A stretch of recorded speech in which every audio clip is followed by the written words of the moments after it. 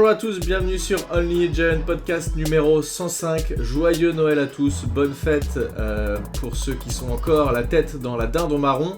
Moi c'est Plax, je suis avec Thiergo qui est dans la campagne australienne. Comment vas-tu Thiergo ? Eh bien, joyeux Noël à tout le monde. On a pratiquement eu un cadeau de Noël. Je ne sais plus si on l'avait dit dans le dernier podcast, c'était une discussion off the record, mais on s'était dit que si on terminait cette rencontre à moins de 10 points des Eagles, c'était quand même une belle réussite pour les Giants, et c'est ce qu'on a eu. Ouais, moi je m'étais dit que j'allais courir nu, faire le tour de la ville si jamais on les battait. Alors il reste un deuxième match, on peut toujours faire quelque chose, mais effectivement, défaite contre les Eagles, 33-25, un match qui partait mal et finalement ça a été plus accrocheur en deuxième mi-temps. J'ai envie, Thiergo, de commencer par les équipes spéciales qui m'ont particulièrement marqué sur ce match, mais qui sont assez marquantes en fait depuis le début de saison. C'est un problème récurrent dans cette équipe, et on l'a jamais fait de commencer par les équipes spéciales. Est-ce que ça te va si on fait ça ? Ouais, bah écoute, dans l'esprit de Noël, commençons par le plus défavorisé de notre équipe, encore que je ne sais pas si c'est le cas, mais c'est clair que c'était assez minable. Il y a quand même eu des bonnes choses, enfin une belle action, mais Ouais, globalement c'était minable. et encore la bonne action, c'est même pas vraiment grâce à nous. Alors je voulais en parler parce qu'il y a deux choses marquantes. Donc vous le savez, depuis le début de la saison, notre kicker titulaire Graham Gano, qu'on avait re-signé, a été blessé. Il a quasiment pas joué. Là, je crois qu'il a fait un match. Encore même ce match-là, ça allait moyen. Il y avait des problèmes et du coup le deuxième match, il a été sorti. Enfin, je sais plus exactement à quel moment, mais voilà. Il a été remplacé par Bullock, si je dis pas de bêtises. On avait signé deux mecs, un en équipe spéciale, un titulaire. C'est bien ça. C'était Bullock qui l'a remplacé. Ouais.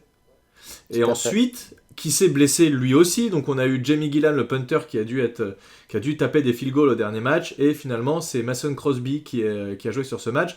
Alors, la seule chose que je veux dire sur lui, parce que finalement il a mis un field goal de 52 yards, le seul problème pour moi, c'est qu'il manque de puissance, et que du coup ses engagements ne font pas touchback. Pour moi c'est un problème.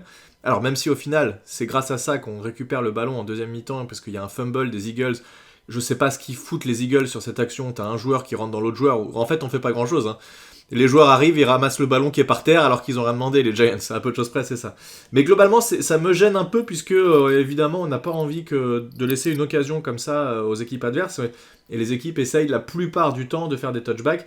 Donc ça, c'est un petit problème pour moi d'avoir ce kicker qui est pas capable de taper un fond d'end zone. Mais surtout, le gros problème que je voulais aborder, c'est Jamie Gillan. Alors, je sais pas quelles infos tu as eu de ton côté. Il y a des gens qui disent qu'il est blessé, d'autres on sait pas trop, mais il nous a fait des punts, mais des saucisses, mec. Le premier, un hang time, qui est pas, donc le temps où le ballon est en l'air, qui est largement pas suffisant, et le deuxième, juste après, il fait un autre punt de 20 yards, enfin c'est ridicule, ça a été ridicule sur ce match.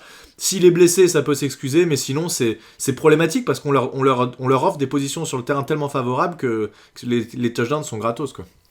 Ouais, d'autant plus que sur le premier punt dont tu parles, qui n'est pas un end time suffisant, les Eagles se sont remontés de, je sais pas, enfin, ils ont monté 50 yards, ouais. Ouais, c'est ça, 50 yards, parce qu'en fait, ils arrivent dans nos 10 yards, ils refont une course où Deontay Banks arrête Swift à 1 yard, et puis après, c'est touche-push dans l'end zone, et c'est comme ça qu'ils ont marqué leur premier TD. Ouais. Jamie Gillan, il avait déjà des problèmes de régularité la saison précédente. Et là, ces problèmes ne sont pas réglés, mais je pense qu'ils sont doublés d'une blessure. Donc, j'ai pas fait attention, parce que pendant Noël, je vous avoue que j'avais un peu d'autres chats à fouetter, mais j'ai pas fait attention à l'injury report des Giants avant cette rencontre. Mais il faudra regarder ça pour le prochain match. Mais ce qui est sûr, c'est que sur cette Special Teams, on a eu quand même pas mal de blessures à des postes et des gaffes. Alors, juste pour notre kicker, tu disais, il tape pas dans le fond de l'end zone, mais faut aussi se demander dans quelle mesure c'est pas une instruction tu sais, du coach qui dit envoie le ballon dans les 5 yards pour les forcer. Enfin, les forcer, ils sont pas obligés de le faire parce que s'ils font un fair catch dans les 25 yards, ça va quand même à la ligne des 25. Mais c'était pour en fait inciter les Eagles à retourner le ballon et potentiellement provoquer des erreurs. Et ça a marché en fait en début de deuxième mi-temps avec une erreur complètement gaguesque. En effet, si les Eagles, ces deux joueurs ne s'étaient pas rentrés dedans, il n'y aurait pas eu de fumble. Ouais, mais les Eagles, ils ont des équipes spéciales qui sont plutôt bonnes et moi, je pense plutôt que c'est soit il a pas la puissance, soit je sais pas depuis combien de temps il a pas joué. C'est vrai que ça arrivait de voir Dabble qui demande ça à Graham Gano, mais il le demandait une fois ou deux de temps en temps pour essayer de provoquer quelque chose, ce qui avait marché l'année dernière. On se rappelle contre les Panthers où on provoque un fumble dès le début du match. Mais là, je suis pas sûr. Bon, écoute, on n'aura pas la réponse de toute façon. Dans tous les cas, ces équipes spéciales sont problématiques. Et il va falloir vraiment les corriger. Est-ce que McGahey, qui est le coordinateur, va sauter? Je n'en sais rien. Mais déjà l'année dernière, on se disait que c'était moyen assez souvent. Cette année, c'est aussi très moyen. Et des blessures, là, on n'y peut rien. Mais l'un dans l'autre, ça fait beaucoup de choses. Et bon, il va falloir faire un petit peu de mouvement sur ces équipes spéciales quand même, je pense. Ouais. Bon voilà, on commençait par ça parce que c'est un sujet quand même finalement, on les met toujours en dernier et puis on se rend compte que forcément si à cause des équipes spéciales l'équipe adverse commence à 10 yards de ta end zone, là on voit que c'est quand même un sacré problème. C'est le parent pauvre de l'équipe de football et en fait quand on est fan des Giants on devrait savoir plus que quiconque que avoir des bons punters, des bons kickers, surtout contre les Eagles, c'est très important. Et d'ailleurs, on a eu pas mal de vidéos cette année entre la retraite de Deshaun Jackson et puis la préparation du match du compte NFL qui rebalance le miracle aux Meadowlands où en fait Matt Dodge a envoyé. On va y avoir droit. Voilà. Ils vont nous le passer pendant 100 ans, c'est clair. Voilà. Mais pour une fois, commencer par eux et pointer les gros soucis, surtout que on n'a toujours pas de jeu de retour qui vaille quelque chose. Enfin, il y a beaucoup de boulot pour la saison à venir. Oui, ça, c'est sûr. Il y a beaucoup de boulot dans tous les cas, à tous les postes à peu près. Mais bon, voilà, je voulais commencer par ça. Ensuite, évidemment, le gros point de ce match, et ce qui a fait beaucoup parler à la mi-temps, puisque on a une équipe qui en attaque a gagné peu de yards. À la mi-temps, Tommy DeVito, il a 9 passes complétées sur 16, 55 yards. On marque 3 points sur ce field goal de Crosby, on en a parlé, de 52 yards. Mais il ne se passe pas grand-chose. Et une stat que j'ai vue ce matin, c'est Tommy DeVito sur en gros, la profondeur des joueurs à laquelle il envoie le ballon, la moyenne, c'est 1 yard au-delà de la ligne de scrimmage. Donc ça veut dire qu'il n'envoie pas de passe profonde, clairement. Mais c'est peut-être aussi des consignes, ça je ne sais pas. Toujours est-il que Brian Daboll décide à la mi-temps que le conte de fées de Vito est terminé, qui était plus trop un conte de fées d'ailleurs sur les derniers quarts-temps, mais voilà. Tyrod Taylor qui rentre, qui finit à 7 passes complétées sur 16, donc c'est pas la folie, mais par contre 133 yards, un TD et une interception anecdotique sur la dernière action du match. Bon, on avait la discussion, je sais pas si c'était le dernier podcast ou celui d'avant. Est-ce que DeVito, on tient quelque chose, machin? Je crois que ça y est, on a notre réponse. Non, ce ne sera pas le QB d'avenir des Giants. Ça a été une histoire sympatoche. On a vu quelques belles actions, il a montré quelques trucs. Il en a beaucoup abusé. On a vu qu'il faisait des signatures, enfin il y a des queues devant des restaurants dans lesquels il était, où il organisait des signatures avec des dédicaces, moyennant de l'argent, etc. Bref, il a fait des pubs pour de la sauce tomate, je sais pas quoi, de sa mère, enfin bref, des conneries. C'est allé un peu trop loin, je pense, à mon goût, et du coup, voilà, c'est la fin pour la partie de Vito en tant que quarterback titulaire. Qu'est-ce que t'en as pensé, toi? Est-ce que ça te paraît logique? Quel était ton avis un peu, et qu'est-ce que ça traduit, ce changement de quarterback à la mi-temps pour toi? Écoute, ça m'a pas surpris parce que on savait qu'à un moment De Vito allait se retrouver face à beaucoup plus fort que lui. On a vu qu'il avait peiné contre les Saints, alors contre les Eagles qui, même si ils sont en peine depuis le mois de décembre, restent quand même une équipe très très forte. Je m'attendais pas forcément à ce qu'il soit benché pendant le match, et on va en parler justement dans 2 minutes. Mais je m'attendais en fait que potentiellement à la fin de cette rencontre, Daboll dise on va remettre Tyrod Taylor en titulaire. Le fait qu'il ait été benché, pour moi, me laisse penser que Daboll, et d'ailleurs il en a parlé rapidement pendant la conférence de presse, Daboll s'est dit bon, ok, ça c'est fini. On a eu De Vito qui a redonné une petite étincelle à l'équipe, qui a remotivé tout le monde, mais il a trop de lacunes, il y a des choses qu'il n'est pas capable de faire, et il nous faut un vétéran. Et d'ailleurs, quand on a eu Tyrod Taylor, même si Tyrod Taylor c'était loin d'être parfait, il y a apparemment plusieurs passes, notamment à Evan Engram, qu'il a loupé et qui aurait pu être assez. Evan Engram, carrément. Ah ouais. Evan Engram, oui, excuse-moi. Darren Waller. Darren Waller, oui. les fantômes du passé, quoi. Qu'il a loupé et qui aurait pu être crucial dans la remontée du terrain. Oui, oui, tout à fait. Mais Tyrod Taylor, en fait, il a tenté des passes un peu plus profondes. Le TD qu'il marque avec Darius Slayton est absolument incroyable. Enfin, c'est une très belle passe. Très belle passe, ouais. Donc, en fait, ça ne m'étonnerait pas que pour la rencontre, les deux prochaines rencontres, que ce soit Tyrod Taylor qui soit le QB titulaire. Ah bah Et puis, je pense que ce sera le voilà. cas. Ouais. À mon avis, ce sera le cas.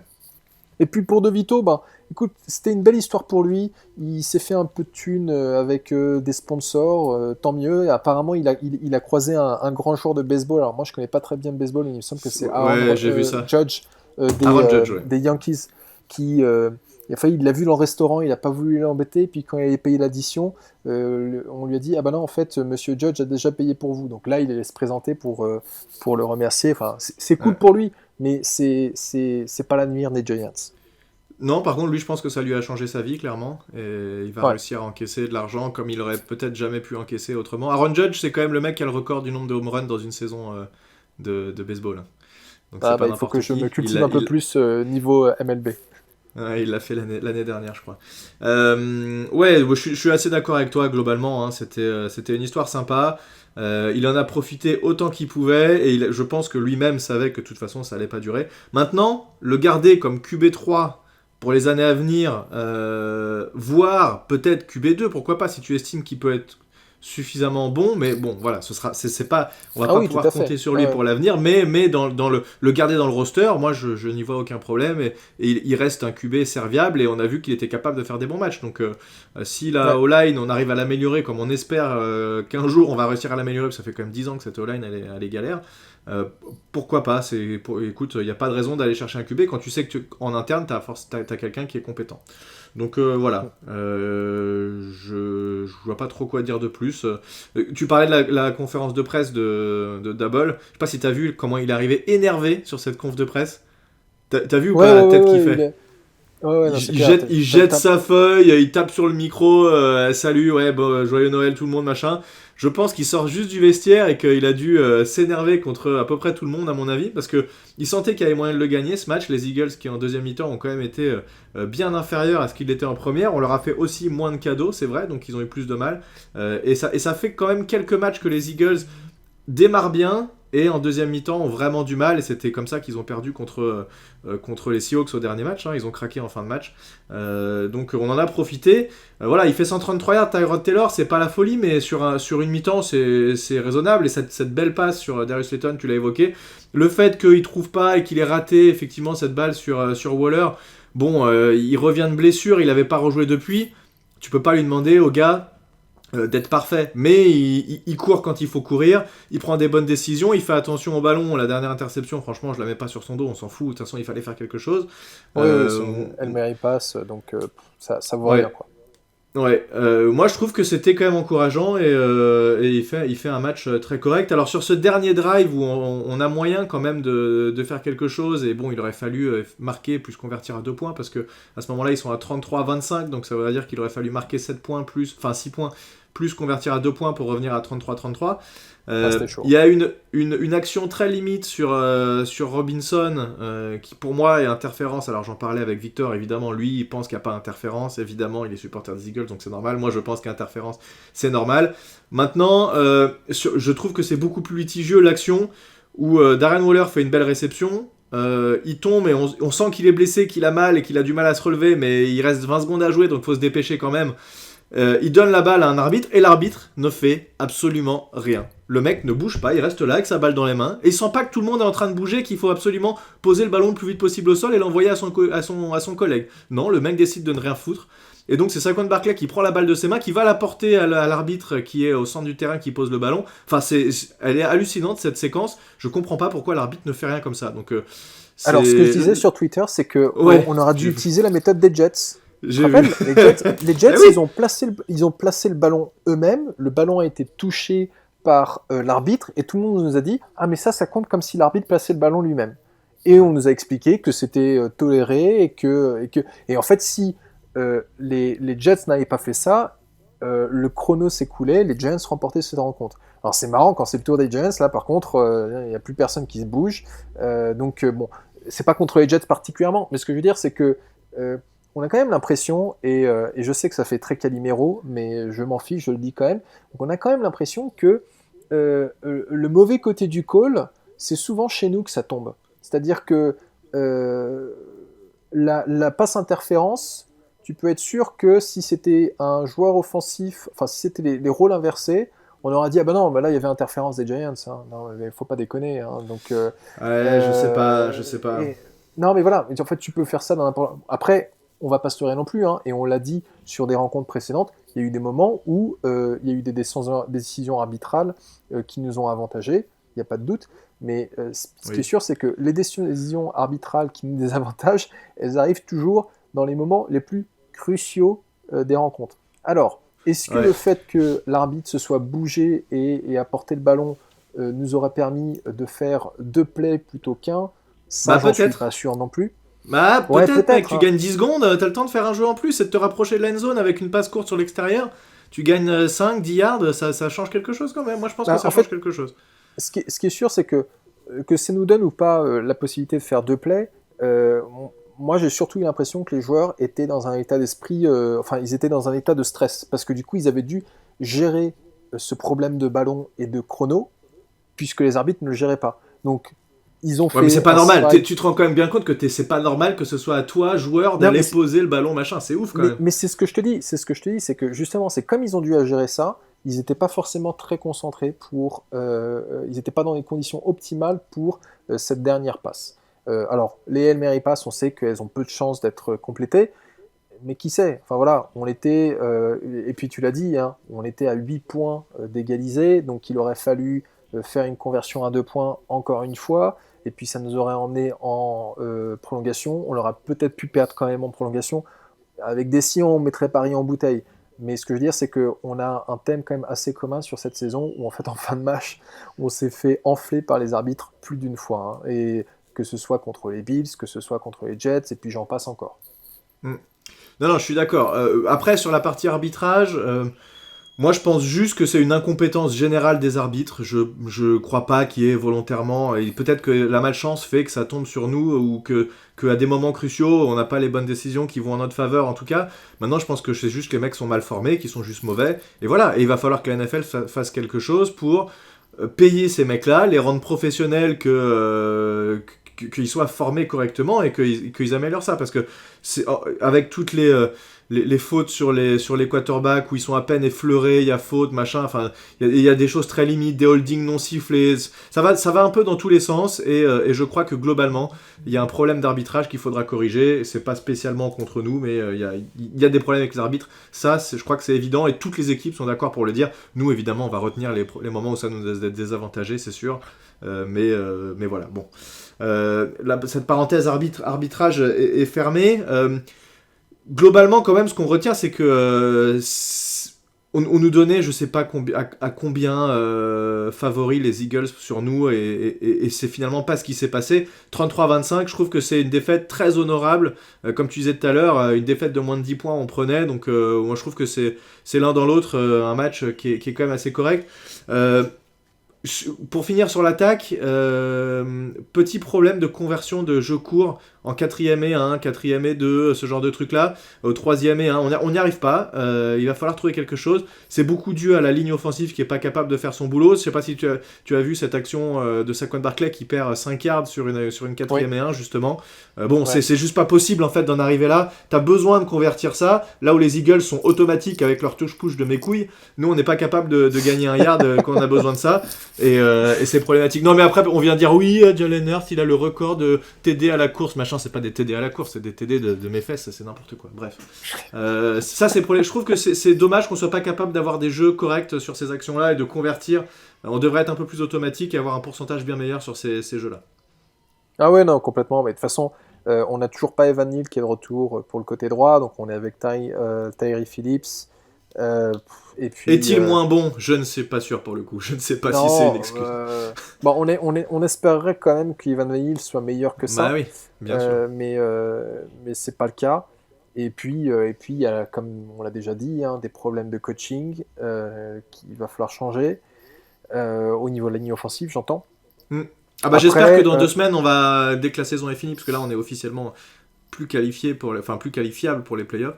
J'espère que quand la saison sera finie dans 2 semaines, on va commencer à entendre du mouvement, surtout au niveau du coach de la O-line. Ça fait partie des trucs que ouais, j'aimerais ouais. entendre le plus rapidement. Mais tu vois, un truc qui me faisait aussi un peu halluciner, c'était quand on passait.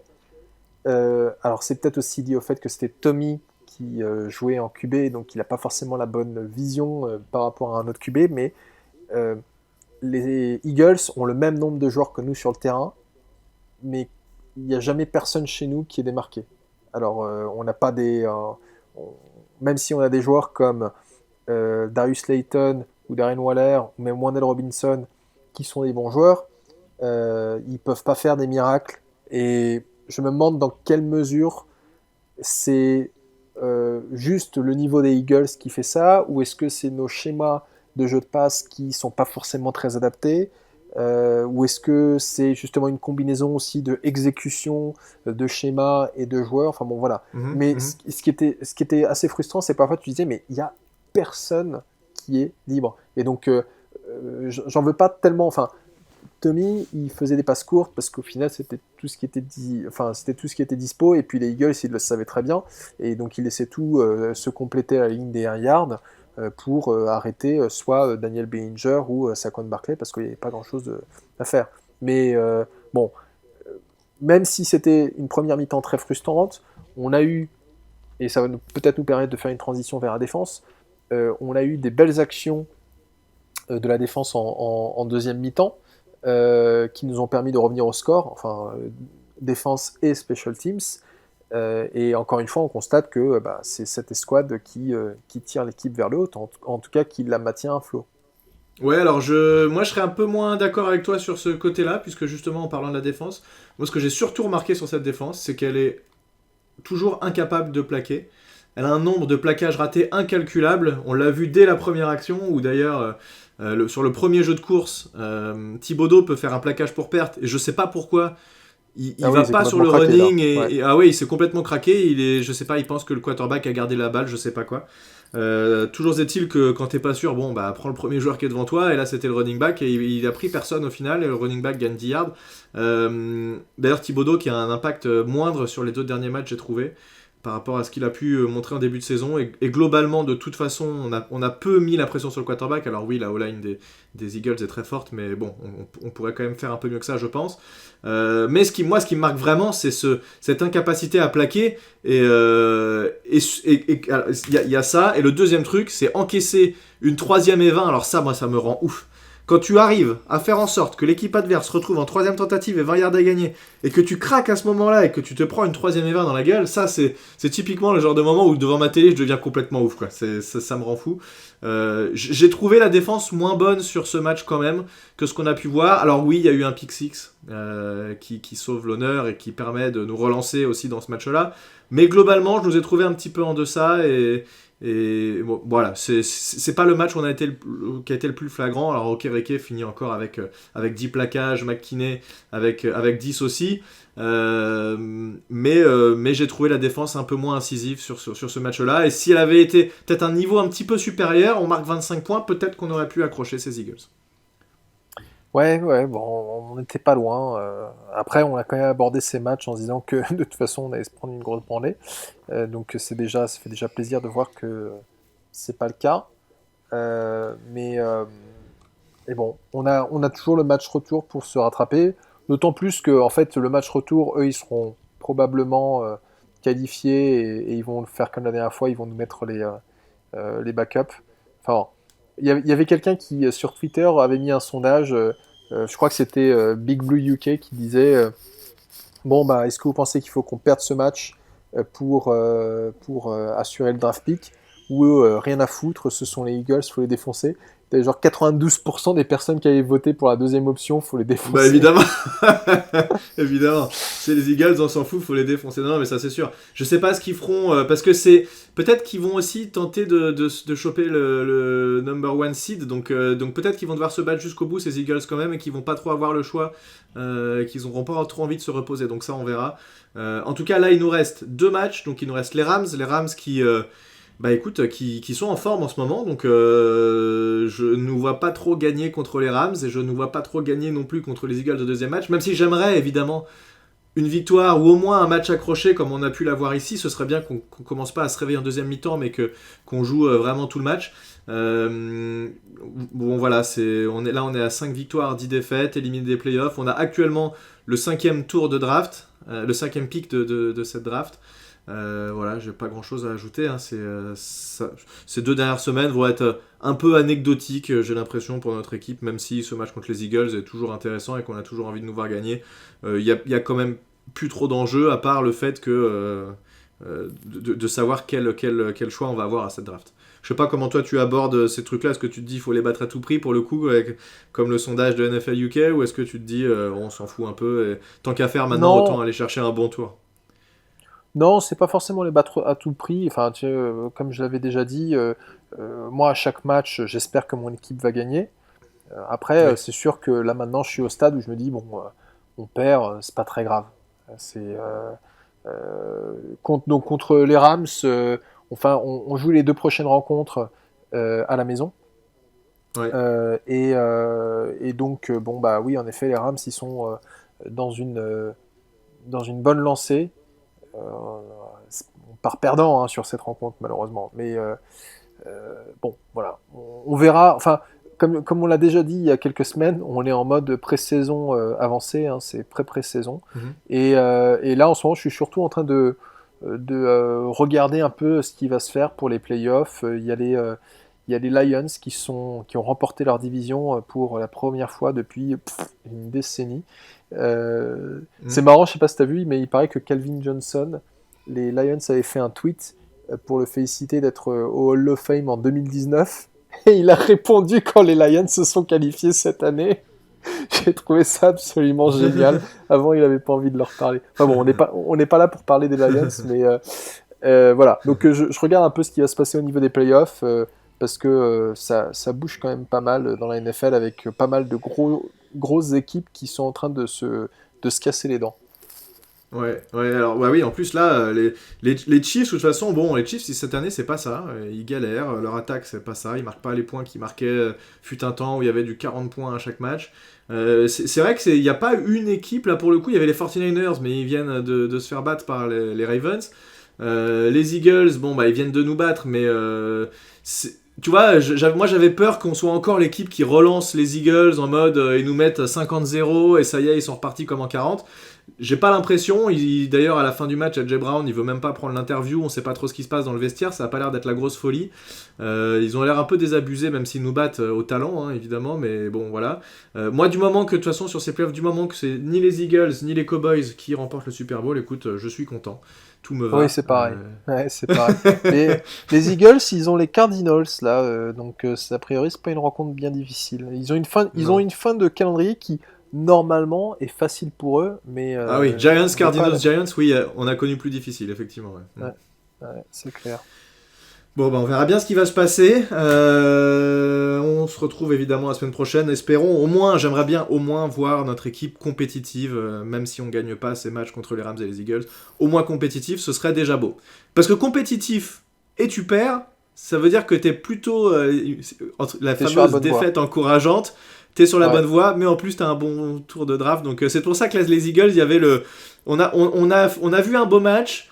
On a perdu, mais on les a quand même emmerdés et on a amélioré notre tour de draft. Donc voilà, c'était un peu tout gagnant, on va dire, pour les supporters Giants. Ouais, voilà, et écoutez, merci de nous avoir suivis pour ce nouvel épisode numéro 105. On se retrouve la semaine prochaine pour parler de ce match contre les Rams. Merci Thiergo, bonne année à tous, puisque ce sera, je pense... à la nouvelle année. Ouais, ce sera tout à fait. On parlera en 2024, voilà. Merci tout le monde, c'est bonne année Thiergo, à plus, ciao. À l'année prochaine.